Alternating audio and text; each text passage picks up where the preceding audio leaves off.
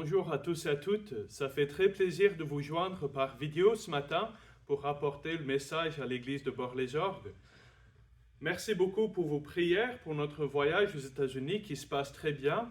Grâce au Seigneur, nous avons été très bien accueillis dans une première église et demain on va partir dans une autre. Et nous apprécions beaucoup vos prières, que cela se passe bien, qu'on trouve le soutien dont on a besoin pour être de nouveau parmi vous à plein temps. Mais en tous les cas, ça fait plaisir ce matin. On sait que les vidéos ne sont pas les meilleures, mais en tous les cas, nous faisons confiance au Seigneur pour ces vidéo-messages, ces messages par vidéo que l'on va partager dans notre absence de temps en temps. Nous allons commencer par la prière avant d'attaquer le message de ce matin. Prions. Notre Dieu et Père, nous voulons te remercier de tout cœur pour ce privilège, cette immense joie, Seigneur, d'être dans ta présence ce matin. Nous sommes conscients, Seigneur, qu'en écoutant un message par vidéo, on pourrait être très facilement distrait ou penser à autre chose. C'est pas pareil que d'être en face à face. Mais Seigneur, nous te prions ce matin que tu nous aides à nous concentrer sur toi, sur ta voix, que l'on va entendre en lisant ta parole, en la méditant ensemble. Seigneur, aide-moi. Je reconnais que j'ai du mal avec les vidéos et j'ai besoin de ta grâce pour me soutenir tout au long de ce message. Que Seigneur, ce soit ta voix qui soit entendue, non seulement là à Bord-les-Orgues, mais aussi ici aux États-Unis, dans notre tournée d'église. Nous te faisons confiance, Seigneur, et nous te demandons d'agir maintenant dans ce message, Seigneur. Sois au centre de tout ce que nous partageons, au nom de Jésus. Amen. Ce matin, nous allons commencer une nouvelle série dans le livre de Proverbes. Et donc, si vous avez votre Bible, merci de l'ouvrir dans l'Ancien Testament, à peu près au milieu de votre Bible, juste après les psaumes. Et on va passer quelques temps dans les vidéos et aussi, Dieu voulant, quand on est de retour en France, à regarder le livre de Proverbes ensemble. Et le titre de cette étude ou de cette série d'études s'intitule « Le bon sens selon Dieu ». Le bon sens selon Dieu. On sait qu'aujourd'hui, on est tous à la recherche de bon sens. On essaye d'agir le mieux possible en réfléchissant à toutes les possibilités dans les différentes situations de vie. Mais dans la Bible, le livre de Proverbes dévoile pour nous, sous inspiration du Saint-Esprit, le bon sens comme Dieu le voit. Et si nous allons vivre pour le Seigneur, pour sa gloire, avec son aide, une vie qui soit épanouie, satisfaisante, etc., nous avons besoin de bon sens.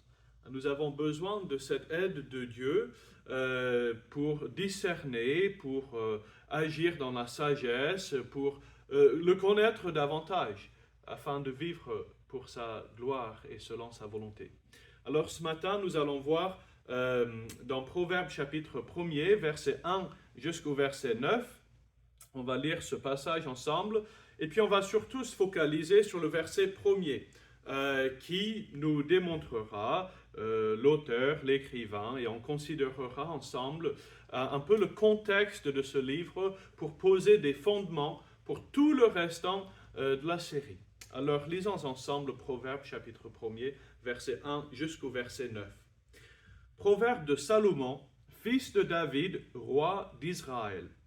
Pour connaître la sagesse et l'instruction, pour comprendre les paroles d'intelligence, pour recevoir des leçons de bon sens, de justice, d'équité et de droiture, pour donner aux simples du discernement, aux jeunes hommes de la connaissance et de la réflexion.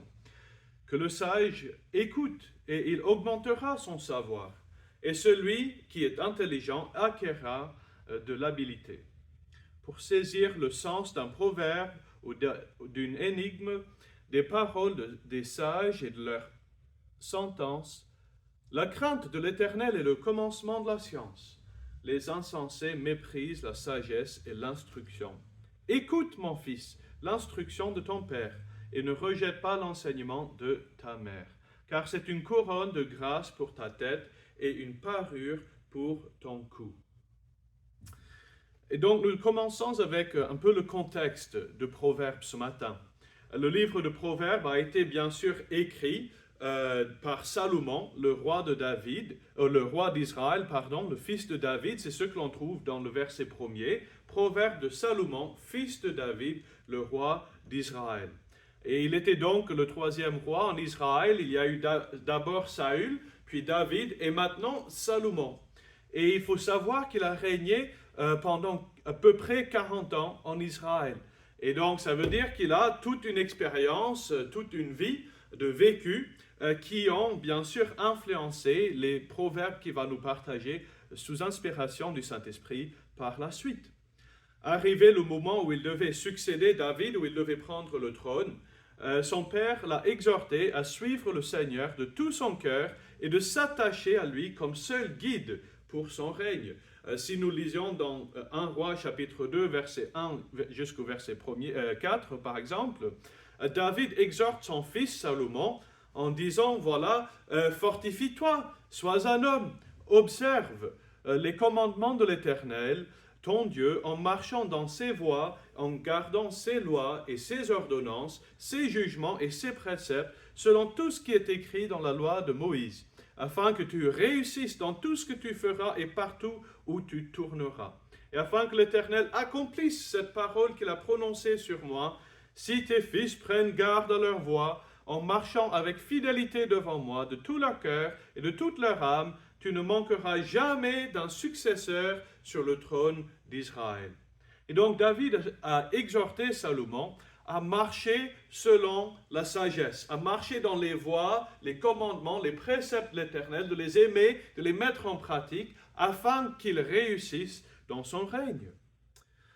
Quelque temps après cela, Dieu est apparu à Salomon pendant la nuit en songe et lui a posé cette question. Il lui a dit, « Demande-moi ce que tu veux et je te le donnerai. » Waouh, vous imaginez que Dieu vous dise cela? Qu'est-ce qu'on lui demanderait? On pourrait lui demander n'importe quoi et il nous le donnerait. Qu'est-ce que vous demanderez? Salomon, se rendant compte de sa jeunesse et de son manque d'expérience, il a demandé à Dieu la seule chose qui lui paraissait intelligent à demander. Il a dit, Seigneur, donne-moi, accorde-moi un cœur intelligent pour discerner entre le bien et le mal. Autrement dit, donne-moi de la sagesse. J'ai besoin, avec tout ce peuple, je suis tout jeune, je n'ai pas d'expérience, j'ai besoin de sagesse pour savoir quoi faire dans les situations que je vais rencontrer en tant que roi. Alors il a demandé la sagesse.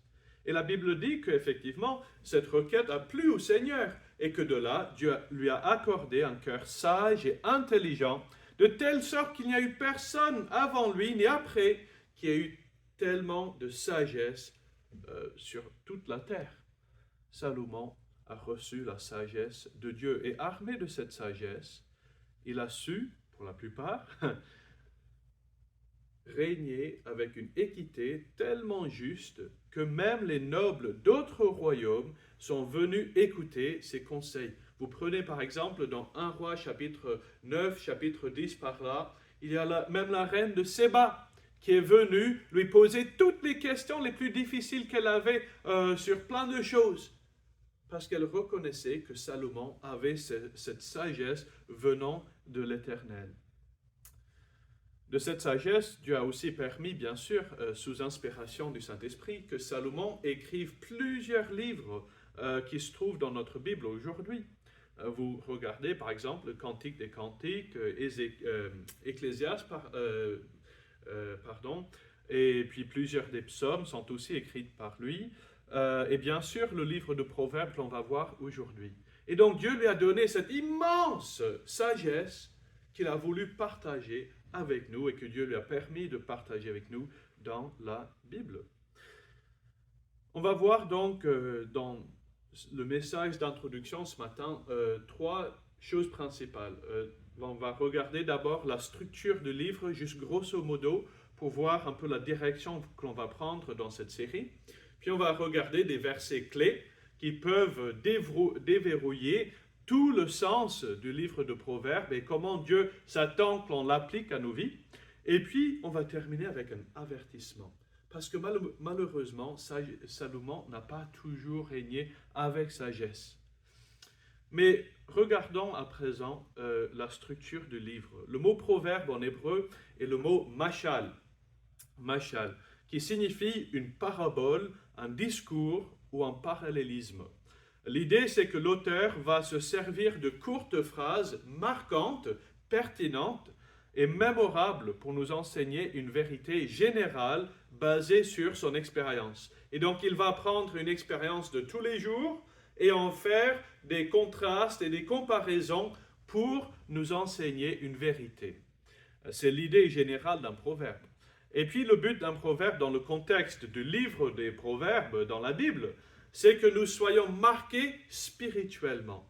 Le but n'est pas juste que l'on ait de bons conseils qui montent à notre tête et dont on dise, voilà, bon, c'est intéressant. C'est vraiment qu'au fond de notre cœur, on soit marqué par cette sagesse de Dieu dévoilée, manifestée par Salomon. Par des paraboles, des comparaisons et des contrastes, Salomon cherche à dévoiler des vérités et des principes de vie qui, si nous les mettons en pratique dans notre vie, nous aideront à marcher en harmonie avec le Seigneur et développer cette sainteté, cette sanctification qu'il a prévue pour tous ceux qui ont mis leur foi en Jésus-Christ pour le salut. Pour t'en faire, le livre de Proverbes peut être divisé en 4 sections que l'on va développer par la suite. Dans les chapitres 1er jusqu'au chapitre 9, on trouve une définition de la sagesse et comment on peut l'obtenir. Et donc, il va définir dans ces 9 chapitres ce qu'est la sagesse, à proprement parlant. Puis, dans les chapitres 10 jusqu'au chapitre 29, la sagesse va être mise en pratique et Salomon va nous montrer plusieurs domaines de la vie, tels que le mariage, les enfants, comment on doit se comporter par rapport à nos ennemis, comment on doit se comporter vis-à-vis du monde qui nous entoure, le travail, la paresse, etc. Il va traiter plein de domaines de la vie qui peuvent être plus bien, pas aussi bien, et il va nous donner de la sagesse pour savoir comment se conduire dans ces situations-là. Puis dans le chapitre 30, on trouve ce discours d'une maman adressée à son fils le roi. Et elle va donner des conseils au roi pour l'aider à bien régner. Et là, on peut aussi trouver des choses très intéressantes, très importantes pour notre vie spirituelle vis-à-vis de Dieu. Et puis dans le chapitre 31, on trouve la présentation d'une femme vertueuse. Salomon va nous montrer ce qu'est une femme qui plaît au Seigneur dans sa manière d'être, de réfléchir, ses attitudes, etc. Et là, il y a aussi des choses que l'on peut apprendre, non seulement pour les dames, mais aussi pour les messieurs, en regardant son exemple. Et donc ça, c'est à peu près la structure du livre que l'on va voir par la suite. Pour donner une vue globale du livre de Proverbes pendant ce message d'introduction, considérons maintenant quelques versets clés qui résument en quelque sorte tout ce que Salomon va nous enseigner et comment on peut le mettre en pratique dans nos vies. Dans le passage que l'on avait lu tout au début du message, on a trouvé un de ces versets, Proverbes chapitre 1, verset 7, dit que la crainte de l'Éternel est le commencement de la science. Mais les insensés méprisent la sagesse et l'instruction.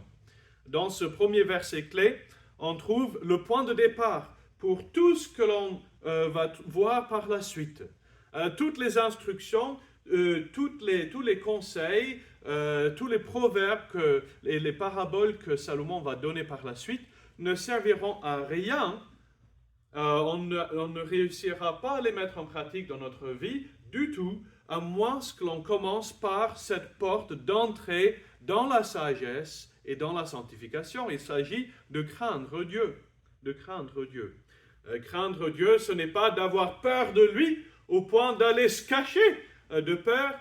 C'est plutôt l'idée d'avoir un tel respect face à la sainteté et la perfection de Dieu que l'on ne puisse rien faire d'autre que de s'agenouiller devant lui et lui rendre hommage, lui donner toute notre vie entière. Ça, c'est le craindre Dieu de la Bible. C'est de respecter Dieu, de l'honorer à la lumière de tout ce qu'il est, tout ce qu'il a fait, comment il est grand et au-dessus de nous. Si je crains Dieu, alors j'écouterai ses conseils et je respecterai les limites qu'il me donne dans la vie. On va voir dans le livre de Proverbes qu'il y a aussi des limites qu'on ne devrait pas franchir pour continuer à connaître une vie épanouie. Et ces limites sont posées par Dieu parce qu'il sait tout. Il sait ce qui nous fera du bien, ce qui nous fera du mal, et il en a fait donc des limites pour encadrer la vie de quiconque met sa foi en lui. Si je rejette ce que je trouve dans la Bible, je fais preuve d'être un insensé, selon ce verset. La crainte de l'Éternel est le commencement de la science. Mais les insensés méprisent la sagesse et l'instruction. Alors, on peut se poser cette question, sans chercher à insulter qui que ce soit ce matin, mais est-ce que je veux vivre une vie épanouie ou une vie insensée, une vie sans sens, une vie qui ne sert à rien? Vivre une vie qui a du sens et qui est épanouie, c'est suivre le Seigneur, le craindre, mettre en pratique ses conseils. L'opposé, vivre en insensé, c'est dire « Dieu, je m'en fiche, je fais ce que je veux, merci, mais non ». Alors à nous la décision de quelle vie on souhaite vivre. Un autre verset clé qu'on peut voir, c'est Proverbes chapitre 3, versets 5 et 6. Proverbes chapitre 3, versets 5 et 6. Salomon dit « Confie-toi en l'Éternel de tout ton cœur et ne t'appuie pas sur ta sagesse. Reconnais-le dans toutes tes voies et il aplanira tes sentiers. » Et donc on voit ici que pour grandir dans la sagesse, donc si Proverbe 1, verset 7, c'est la porte d'entrée, de craindre Dieu, maintenant on trouve comment on peut grandir en sagesse et discernement dans la vie chrétienne. Il s'agit de reconnaître que Dieu seul sait ce qui est la meilleure chose pour notre vie. Et en tant faisant, on lui confie tout notre cœur, tout notre être, en disant « Seigneur, dirige ma vie. Je sais que par ma sagesse, que par mon raisonnement, je ne peux rien. Alors aide-moi, aplanis mes sentiers. » Et cela demande le vouloir, n'est-ce pas? L'engagement volontaire d'une personne que de dire à Dieu, je me confie en toi, Seigneur. Je renonce à tout droit de direction dans ma vie. Sois seul mon guide, Seigneur. On trouve ensuite dans Proverbe chapitre 11, verset 14. Proverbe chapitre 11, verset 14. Quand la prudence fait défaut, le peuple tombe, et le salut est dans le grand nombre des conseillers. Donc ici, Salomon, il reconnaît que non seulement on doit se confier en Dieu pour grandir en sagesse, mais aussi dans la vie chrétienne, on vit en communauté, n'est-ce pas? Au sein de l'église locale, nous sommes entourés de frères et de sœurs qui cherchent la même chose que nous, que de plaire au Seigneur, de vivre une vie qui lui soit honorable, qui soit approuvée par lui, par notre renoncement aux choses du monde et notre attachement aux choses de la parole de Dieu. Et ici, il reconnaît qu'au sein de cette communauté, il y a de la sagesse que d'écouter les autres. Face aux situations de la vie, on doit faire des choix, on doit décider quel chemin suivre. Et cela peut être très difficile si on essaie de le faire tout seul. Mais Dieu dit que si il nous donne cet outil, ce don même, qui est le grand nombre des conseillers. Autrement dit que, en tant que chrétien, je suis entouré de frères et de sœurs qui ont une vie d'expérience, de vécu, de choses qu'ils peuvent me donner comme conseil. Alors, écoutez-le, écoutons-le. Dans le monde aujourd'hui, on a cette attitude, cette philosophie de vie qui dit très souvent « débrouille-toi ». Voilà, essaye et vois ce qui se passe et tu te débrouilleras. Mais merci Seigneur que dans sa famille, en tant que frères et sœurs, en tant que fils et de filles de Jésus-Christ, que du Père, Dieu nous donne des conseillers, n'est-ce pas? D'autres chrétiens sur lesquels on peut s'appuyer et à qui on peut demander aussi des conseils. Alors profitons de cet outil, de ce don que Dieu nous fait.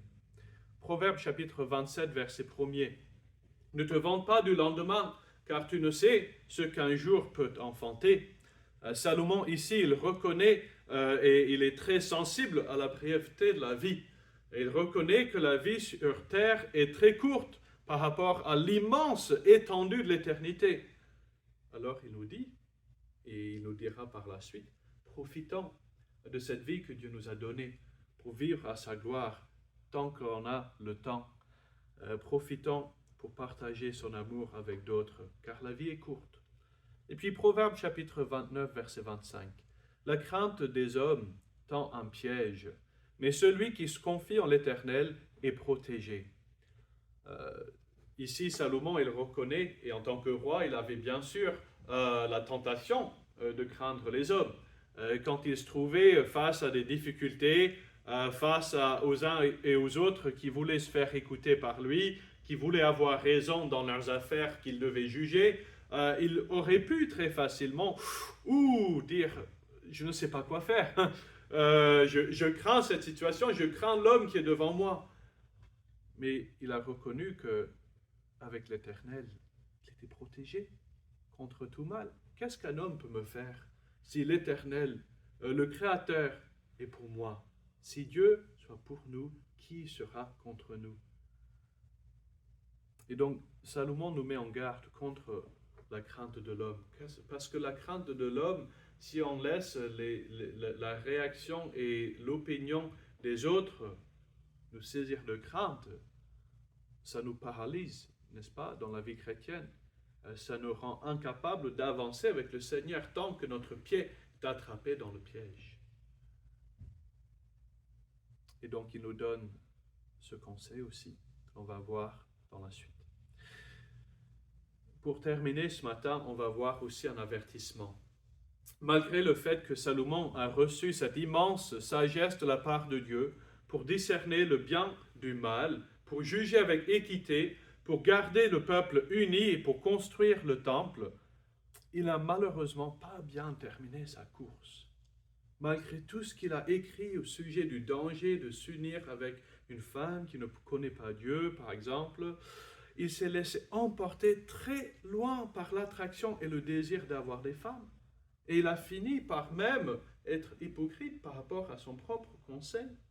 Dans 1 Roi chapitre 11, versets 1 et 2, la Bible relate que le roi Salomon aima beaucoup de femmes étrangères, outre la fille de Pharaon, des Moabites, des Ammonites, des Édomites, des Sidoniennes,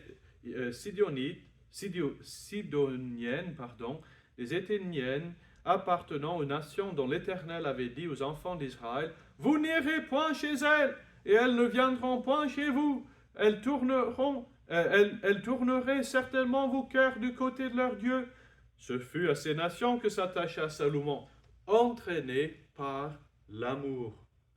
Ce roi qui a su donner des conseils tellement exacts et tellement merveilleux, qui a pu diriger le peuple tellement bien au début de son règne, n'a malheureusement pas su diriger son propre cœur à lui.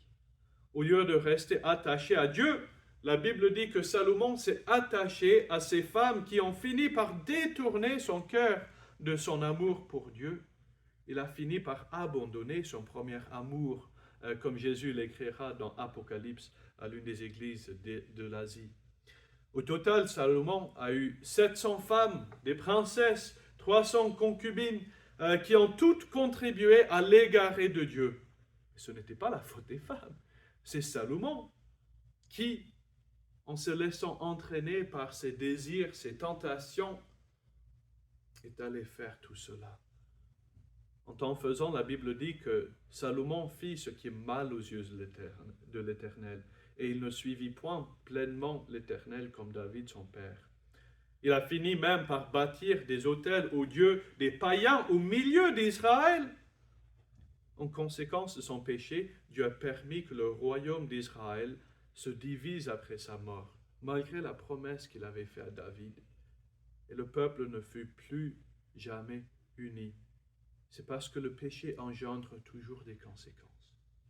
Même quand on a la sagesse, le discernement donné par Dieu, si on se laisse entraîner par les choses du monde, si on se laisse influencer par les manières d'agir et de réfléchir du monde, on peut finir, même des chrétiens expérimentés, qui ont marché avec le Seigneur pendant des décennies, abandonner totalement le Seigneur.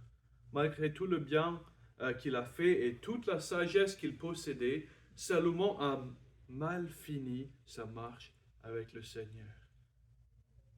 Parce qu'il n'a pas su se protéger lui-même contre ses propres convoitises et ses propres tentations. Rappelons-nous le verset que nous avons lu tout à l'heure dans Proverbes chapitre 1, verset 7. La crainte de l'Éternel est le commencement de la science. Les insensés méprisent la sagesse et l'instruction. Au début, Salomon craignait Dieu et grandissait en science, en discernement, en sagesse. Mais à un moment donné, on ne sait pas quand, la Bible ne le dit pas, à quel moment dans son cœur, on voit l'évidence, on voit la manifestation de sa décision d'aller auprès de ces femmes. Mais on ne sait pas à quel moment dans son cœur, il a commencé, il a décidé de ne plus marcher avec Dieu comme il marchait avec lui autrefois. Il a commencé à faire des compromis, et ces compromis ont engendré du péché, et ce péché a engendré la rupture du royaume.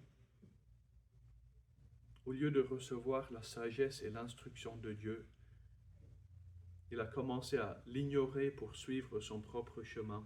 Et remarquons comment cela a fini pour lui. On l'a déjà vu, c'était terrible, c'était triste, c'était malheureux. Mais même des chrétiens aujourd'hui, très expérimentés, qui ont marché avec Dieu depuis des décennies, peuvent tomber dans ce piège. Il est possible d'avoir marché avec Dieu pendant toute sa vie, puis à la fin de la course, faire une erreur qui met fin à toute notre réputation, notre sanctification. On sera sauvé, bien sûr, selon 1 Corinthiens chapitre 3, mais comme à travers du feu. C'est pour cela que nous devons nous mettre en garde. Comment peut-on le faire?